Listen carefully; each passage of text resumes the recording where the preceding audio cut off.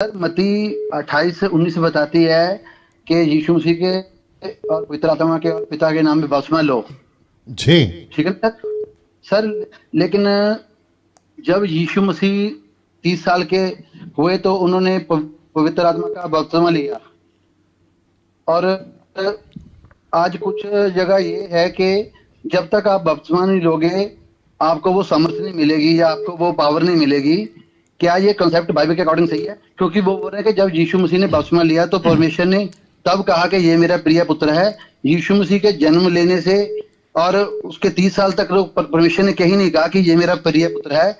लेकिन जिस तरह ही यीशु मसीह ने बपतिस्मा लिया और परमेश्वर के ऊपर से जिस तरह बोलते हैं कि उनके कबूतर के नहीं पवित्र आत्मा उतरा और परमेश्वर ने कहा कि ये मेरा पवित्र पुत्र है, तो Okay. क्या सर बाइबल में ये कॉन्सेप्ट है कि जब देखिए प्रोसेस तो ये है कि बपतिस्मा लेना जरूरी है, लेकिन जब तक बपतिस्मा नहीं होता है या कोई कारण है तो क्या हम ये सर बाइबल के अनुसार लेकर चल सकते हैं कि अभी उस ठीक है, इंसान में ठीक या है। उस पुरुष में वो सामर्थ्य नहीं है, ठीक है। या बपतिस्मा लेने के बाद उसमें सामर्थ्य आएगी और वो वचन को और भी बढ़ने लगेगा? ठीक इसके है। बारे में सर थोड़ा बताइए। ठीक है ठीक है ठीक है। नाउ भाई का जो प्रश्न है आनंद मान साहब का, ये कह रहे हैं कि जीसस का बपतिस्मा हुआ, तुरंत पवित्र आत्मा आया और पवित्र आत्मा ने उनको पावर दी, सामर्थ्य दी, और फिर उसके बाद में उनकी मिनिस्ट्री 3.5 साल की हम देखते हैं।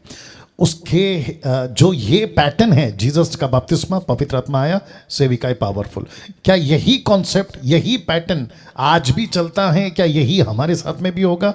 ओके, नाउ जीसस के साथ में क्या हुआ? बपतिस्मा लिया, लिटरली देख सकते हैं कि पवित्र आत्मा कबूतर की मानी उतर रहा है। तो ऐसा रिपीट नहीं होगा आपके साथ। पवित्र आत्मा आपको मिलेगा किस दिन?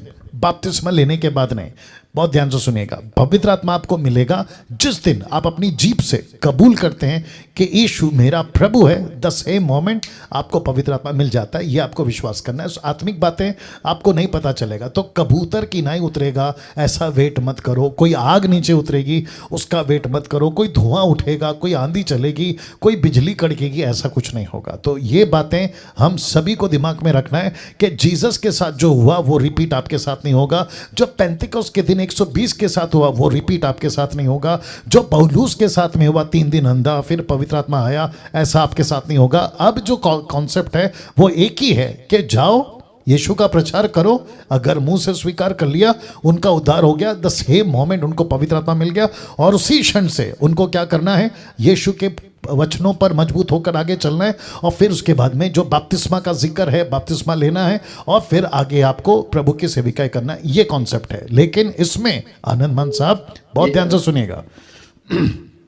आपने जो एक शब्द अभी बोला था, आपने ये कहा था कि जीसस का बपतिस्मा हुआ तो यीशु के ऊपर पवित्र आत्मा आया और उनकी सेविकाएं पावरफुल हो गई, राइट? जी जी जी जी ये सर। आपने शब्द यूज किया था। जी सर। तो यीशु के ऊपर पवित्र आत्मा उतरा और यीशु की सेविकाएं पावरफुल हो गई। आप इस बात से एग्री करते हैं सर? जी सर बिल्कुल ये agree आपने करते हैं। बोला, मेरी जितना बोलते हैं उतना बोलो। ये आपने अभी कहा यस और नो? यस या सर। बिल्कुल सही बात है। तो यीशु का बपतिस्मा होता है, यीशु को पावर मिलता है, यीशु पावरफुल हो जाता है। यही कॉन्सेप्ट, बहुत ध्यान से सुनना आनंद मान साहब, और जितने जी सर, दर्शक जी देख सर। रहे हैं वो भी सुने। यही कॉन्सेप्ट जीसस ने जब बोला मत्ती 28 के 18, 19, 20 में कि जाओ सब जाति के लोगों को चेला बनाओ, उसमें सुसमाचार आ गया, क्योंकि बिना सुसमाचार के वचन कैसे सुनेंगे, चेला कैसे बनेंगे? उनको बपतिस्मा दो। तो बपतिस्मा आपको देना है, आपको लेना है, ये कॉन्सेप्ट है। और उसके बाद में मेरी बातें उनको सिखाओ, और फिर उसके बाद में जिसने चेला बना है या जिसने बनाया है वो भी दूसरे को चेला बनाएगा। अब इंपॉर्टेंट बात आनंद मान साहब ध्यान से सुनो। जैसा जीसस को पावर मिला पवित्र आत्मा से सेवा करने का, क्योंकि आपने बोला इसलिए बोल रहा हूं, और वो बिब्लिकल भी है, वैसे ही वो ही पावर पुरुष को भी मिलता है, स्त्री को भी मिलता है। आप इससे एग्री करते हैं?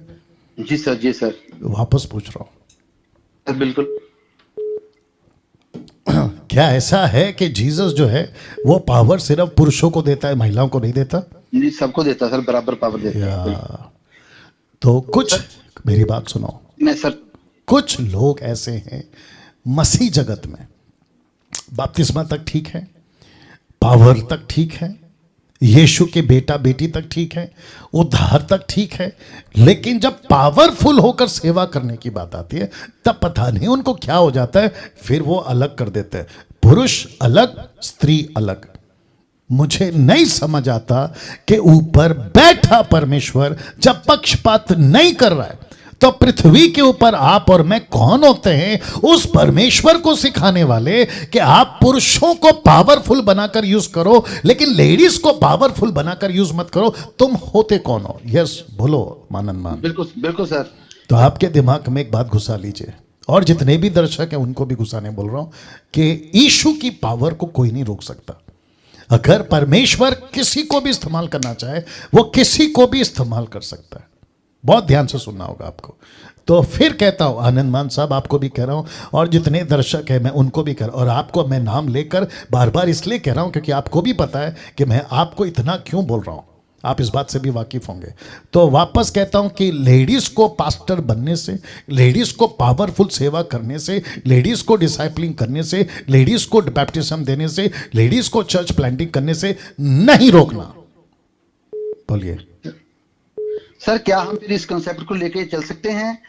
इस बाइबल में तो ये कहीं वचन नहीं है, लेकिन कुछ लोग कहते हैं कि जब तक तुम्हारा बपतिस्मा नहीं होता या किसी का बपतिस्मा नहीं होता तो उसमें वो सामर्थ्य नहीं आती है वचन को समझने की, क्योंकि वो बोलते हैं कि जब आपको बता चुका हूं सर, बपतिस्मा जीसस के साथ जैसा हुआ वैसा आपके साथ नहीं होगा, पेंतिकोस के साथ जैसा हुआ आपके साथ नहीं होगा। लेकिन जो बपतिस्मा यीशु ने लिया वो हमको लेना है, जो पवित्र आत्मा यीशु को मिला हमको मिलना है, जो सेवा यीशु ने की वो हमको करना है। लेकिन जैसा यीशु के साथ हुआ वैसा ही हमारे साथ हो ये नहीं होगा।